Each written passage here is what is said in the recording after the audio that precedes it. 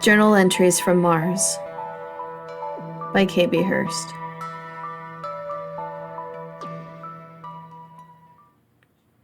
My Uncle Will died recently, and he is retired from the CIA. I had to help my aunt go through some of his stuff, mostly records, clothes, junk mail, baseball cards, newspapers, and under all his stuff, there was a yellow lockbox. The box was unmarked, but my aunt and I managed to open it up with a bobby pin. There was nothing of value inside, so my aunt gave me the box to use it to organize my bills.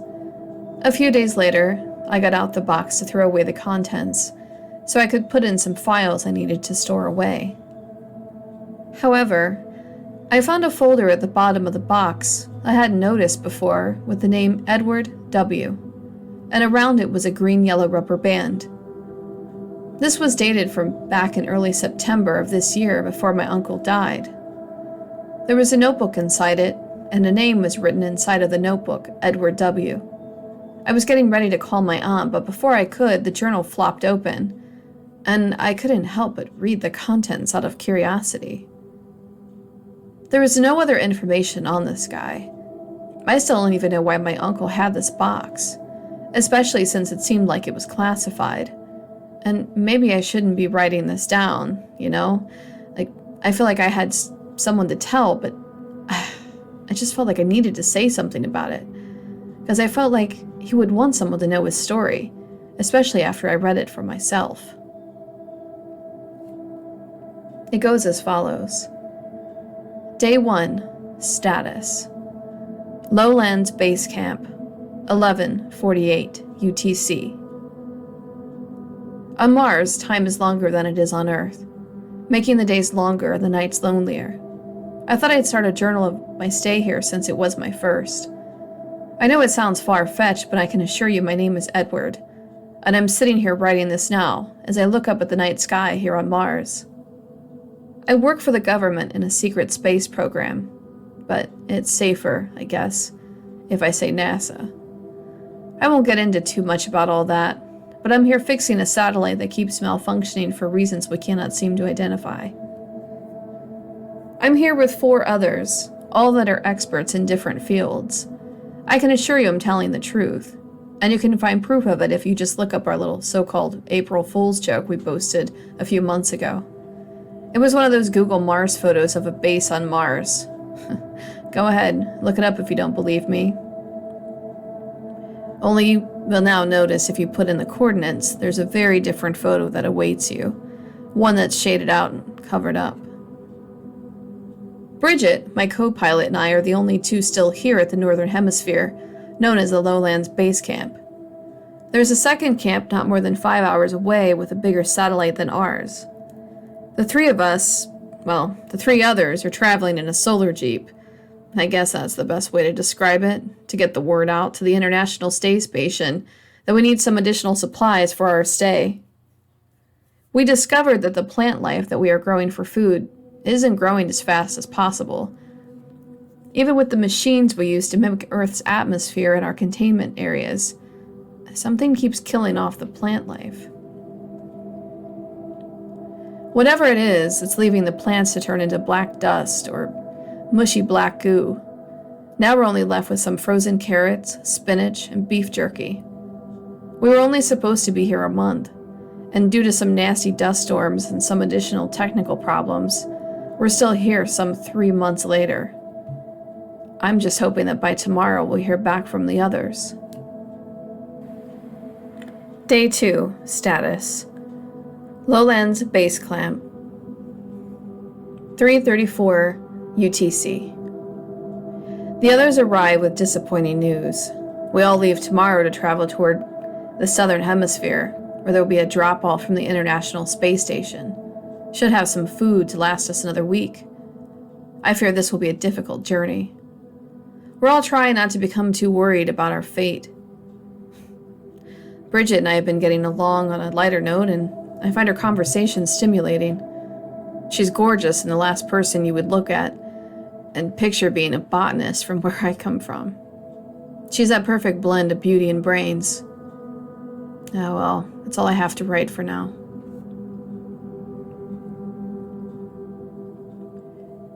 Day 3, status. Still traveling. 4:45 UTC. There's been nothing new to report, but I wanted to record an update.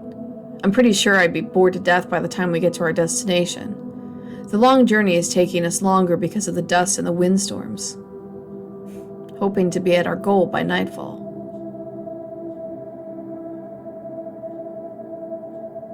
Day 4, status. Onward toward ISS drop-off, 7:56 UTC. Something strange happened last night. We set up camp near a mountain ridge.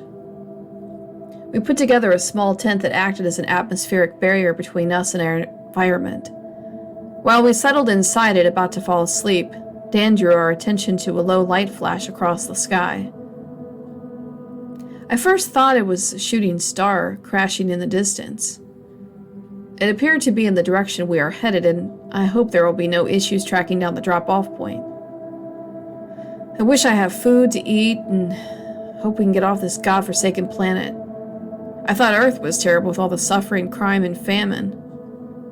I'll record more when I know something.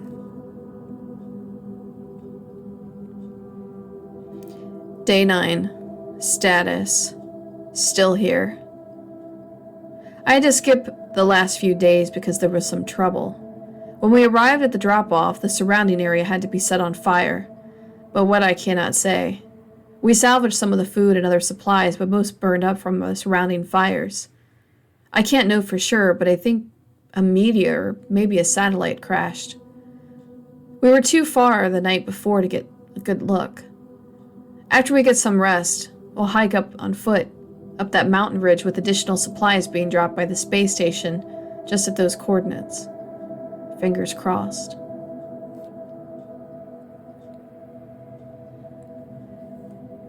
Day 10. Status. In crisis. Death was waiting for us on our journey to the mountain ridge. In the middle of a bright afternoon, we were attacked by what I have no idea. It appeared to be some sort of black cloud of dust. When I joined this space program, I didn't think there was life on other planets. Maybe some bacteria or some tiny insects. But I didn't expect to see dust take on its own. It swirled around us suddenly as though it had a purpose, like a brain or a mind behind it. Trisha, one of our other scientists, was immediately singled out by this miniature storm. She was standing in front of us, looking up at the dark cloud. It began to swirl around her again and then again.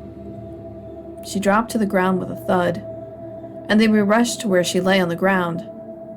She was dead. Her eyes looked up into the sky with a pure look of terror, and her mouth was wide with specks of black coming from her mouth. I cannot tell you how that made any of us feel. There was something intelligent behind that black cloud of dust. We looked at each other in horror as the dust swirled slowly back up into the sky and faded into the distance. It covered Trisha. Somehow we found the courage to continue our journey searching for food that would be awaiting us.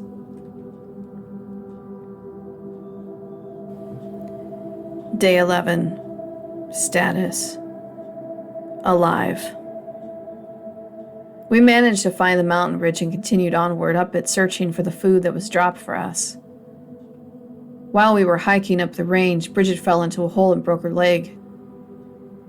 I was kind enough to stay with her and make sure she was okay while the other two, Dan and Esteban, went on to get the additional supplies. As we sat on a sharp ridge talking and chatting, there was a mild earthquake. Luckily, it wasn't anything life-threatening.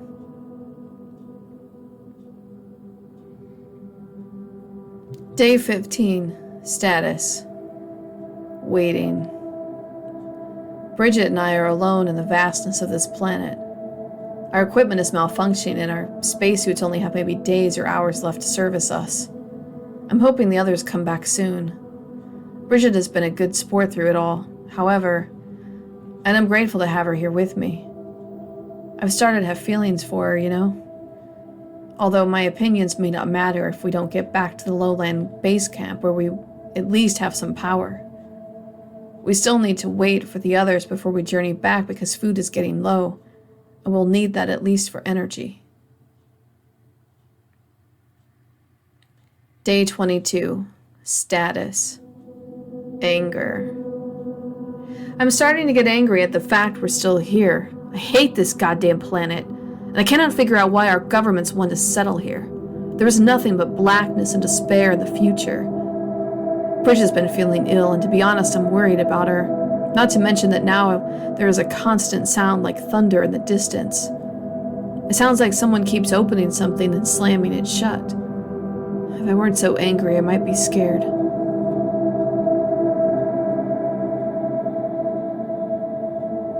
Day 25. Status. Still here.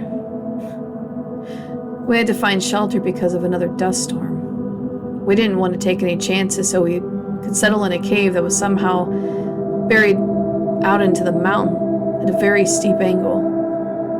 I feared I would hurt Bridget when I had to use a rope to lower her into the cave. I was relieved when we were both safe inside the cave. I stood up looking at the cave opening, hoping the black dust wouldn't find us like it had Trisha. To our luck, it passed. And we were just hoping that the others would see us soon. Day 30. Status. Frantically fucked. Dan finally found us, but unfortunately for Bridget and I, he didn't have any of the supplies he and Esteban had gone to retrieve on our behalf. He was frantic when he arrived, and at first, he wouldn't even come near Bridget or me. Dan was carrying a gun with him and seemed to be in fear of someone or something. He started to spin a weird story about Esteban getting killed by that damn black dust after entering his body. He said he stayed hidden while watching the dust particles begin to leave Esteban's body and start to form in his likeness. The dust particles took his identity, and the fake version of Esteban found Dan and asked him why he was hiding. Dan said he didn't know what to say and that Esteban knew things about him, talked like Esteban. He was Esteban, if only in his essence. But there was something strange. Dan said while he was talking, he noticed that one of Esteban's hands was exposed, missing his glove from his spacesuit and looked very different. They didn't appear to have any prints or lines in his hands and were shiny like a mannequin or a doll. And Dan freaked out, shooting the second version of Esteban dead on the spot. Dan was growing hysterical by this point, scared out of his mind, and although Bridget and I tried to calm him down, he shot himself in the head right in front of us. I honestly have no idea if I should even believe Dan, but one way or the other, we are getting the fuck out of here.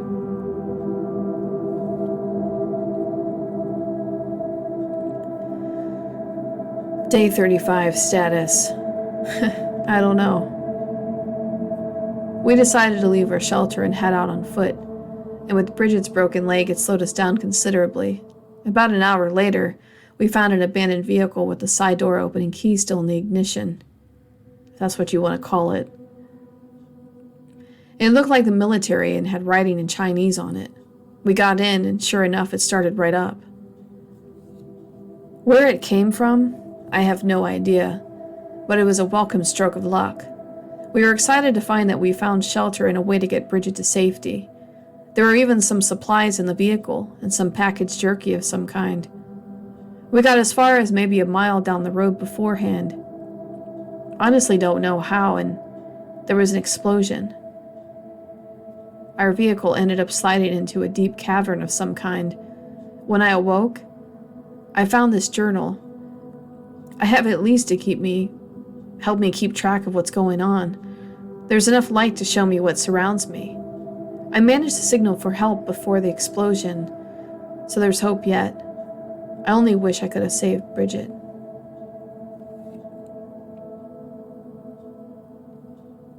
Day 40. Status. Under the stars. The night sky, with every bright sun, is one of the best light shows the universe can muster up. It's peaceful here on Mars. The only difference between Mars and Earth is the sounds at night. At home you'll hear animals, the people, the summer, the crickets. Here it's deathly quiet. Bridget has been dead for 2 days, and I can't seem to leave her. I don't mean morbidly either. Perhaps that's out of respect or fear of being alone. I just can't seem to leave her by herself. Plus, what if help was on its way and this vehicle, even in its mangled mess, is the only way to track me down? I saw the black dust again right after Bridget died, and I feared it could still somehow harm her or somehow turn her into something alien. And before I could reach her, I flung my body over hers to protect her. If what Dan said was right, they weren't getting my Bridget. My head hurt in an awful wrong way after, and I coughed and coughed, but I'm here and alive. I'm waiting for the space station to find me and send help. It may be tomorrow or never, but at least I tried. After all, after everything we've been through, one of us had to try. Day 45. Status. Going home. I got word from a broken signal that help was on its way, and I'm excited to be going home. However, I'm a little shaken up, to be honest, after today. I woke up this morning and I decided to bury Bridget and give her a final goodbye. When I went over to her body to cover her with sand and dirt, I saw someone that looked like me lying 20 feet away from her. Bastards. I quickly went over to whatever it was that looked like me, turned him over, hitting him with enough force to kill whatever this was. I stood up and looked down at the thing that was already dead. His blue face stared up at the sky in a horrific daze. His eyes clouded, bloody and bruised. I saw it had torn at his oxygen helmet, breaking the polycarbonate material in the same way it had Trisha's. When I looked down at my other self, my mouth was covered with black soot. How can this be me? I fell back onto the rocky ground, barely feeling a sharp rock hit my tailbone. This is not me! I had to get rid of what they made. They would not do to me what they did to Esteban. I used a large rock and slammed it into my other self, splitting his skull. To come back to life is something much more alien. I can't allow that.